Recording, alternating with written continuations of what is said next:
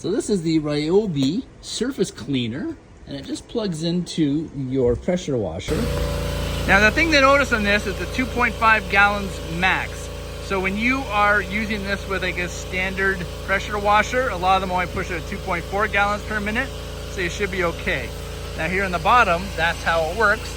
It's got a brush all the way around the edge. It's got these rotating pressure washer there, and then it rotates on these 3 casters.